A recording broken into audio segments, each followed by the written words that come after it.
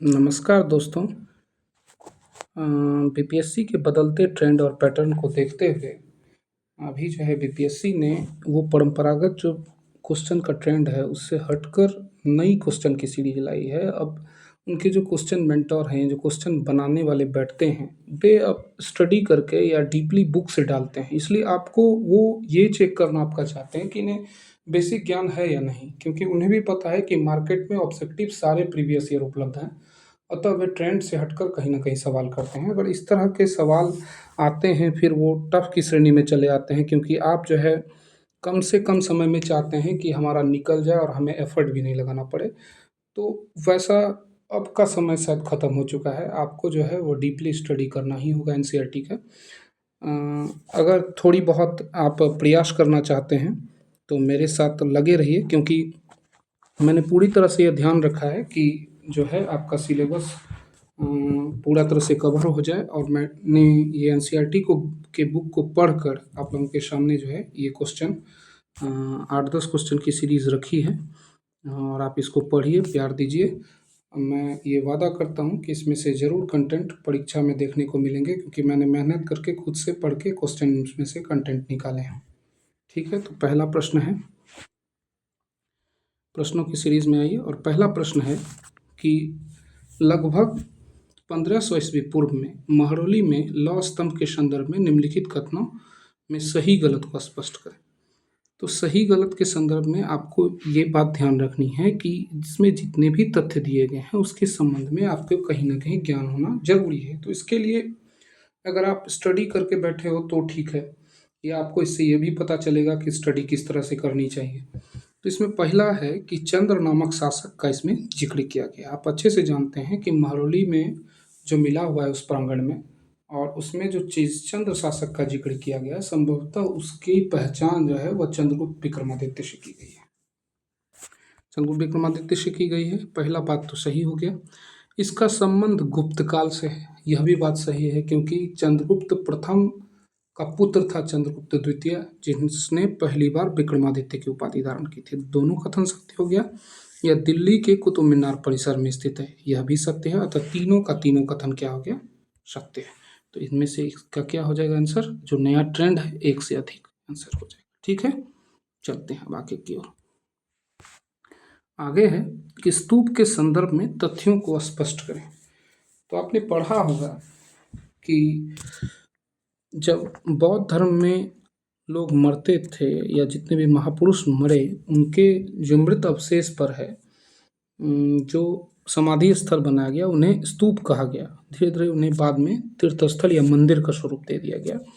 तो स्तूप के संदर्भ में तथ्यों को स्पष्ट करना है। तो स्तूप गोल, लंबा, छोटा, बड़ा सभी आकार का होता है। तो बिल्कुल सही बात है कि स्तूप सभी प्रकार के मिले हैं, जहाँ भी चाहे सारनाथ चले जाइए, धम्मिक स्तूप सारनाथ में जो है वहाँ देखिए, हर प्रकार के स्तूप आपको देखने को मिलेंगे। बुद्ध और उनके अनुयायी दोनों के अवशेष देखने को मिले, बिल्कुल सही बात है। केवल बुद्ध के ही नहीं बल्कि दोनों के देखने को मिला है।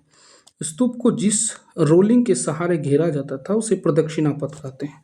यह भी बात सही है कि स्तूप के चारों ओर रोलिंग बनाई होती थी और उसके चारों ओर लोग घूमकर यह पता करते थे या यह जानने का प्रयत्न करते थे कि मैं भी इनके समान ज्ञानी और इस भौतिक संसार से क्या प्राप्त कर सकूं, मुक्ति प्राप्त कर सकूं। ठीक है, तो इसका क्या जवाब हो जाएगा कि एक से अधिक।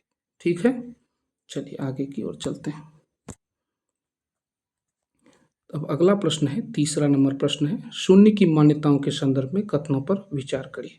तो शून्य की मान्यता जो है यह जानते हैं कि गुप्त काल की संभवतः देन है।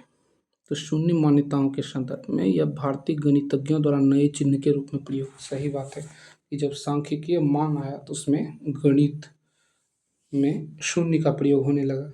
गिनती की यह पद्धति पहले अरबों द्वारा अपनाई गई, फिर यूरोप में फैली। यह भी बात सही है। यह जो सिस्टम है वो इंडिया से सेंट्रल एशिया में गई और फिर धीरे धीरे यूरोप में फैली। ठीक है, रोम में इसके प्रयोग के बगैर गिनती होती थी। यह भी सही बात है कि रोमनों ने इसका आरंभ में प्रयोग नहीं किया था। तो क्या हो जाएगा? तीन का तीनों तथ्य सही है। ठीक है, तो एक से अधिक। ठीक है, चलिए आगे की ओर चलते हैं। आगे है कि कागज का आविष्कार लगभग कितने ईस्वी पूर्व हुआ।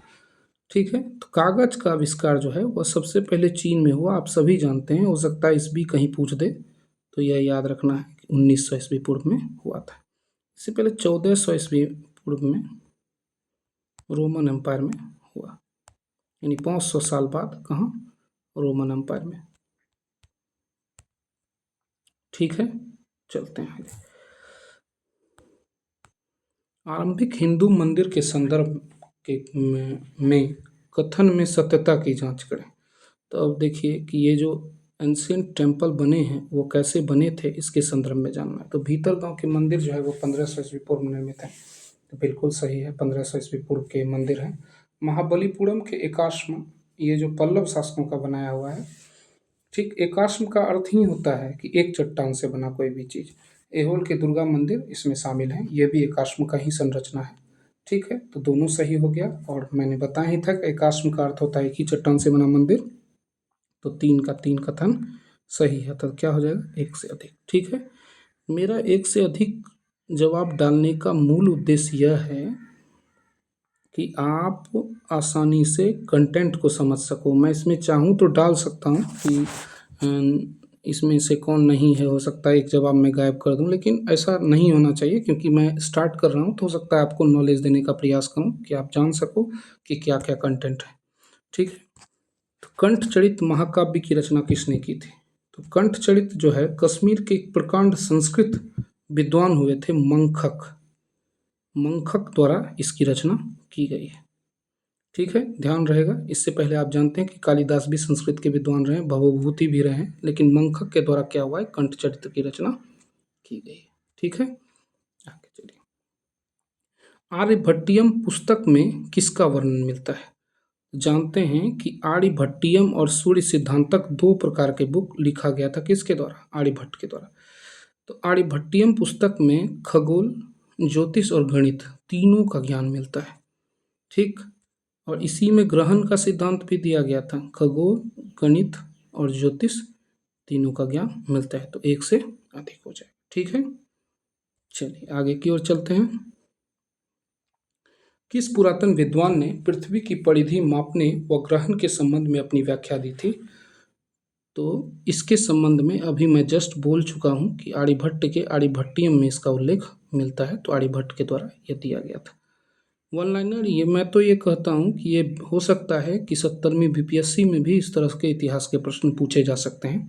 तो आप लोग बने रहिए, चाहे 10+2 का इतिहास हो या जीएस के लिए आप इतिहास पढ़ें या 1 to 5 के लिए पढ़ें। अगर ट्रेंड बदला, क्वेश्चन जो है वो टफ से टफ डाला जाएगा, क्योंकि कभी नहीं चाहती है बोर्ड की कटअप ज़्यादा से ज़्यादा जाए, और वह चाहती भी है कि लोग जो हैं अपनी बुद्धिपरक मतलब जो है क्षमता के आधार पर जवाब देने का प्रयास करें। तो आप लोग चैनल को लगातार देखते रहिए। मैं प्रयास करूंगा कि जल्द से जल्द एक और वीडियो लाऊं। हो सकता है कि शॉर्ट्स के माध्यम से आपको छोटे बड़े खबर हमेशा मिलते रहें।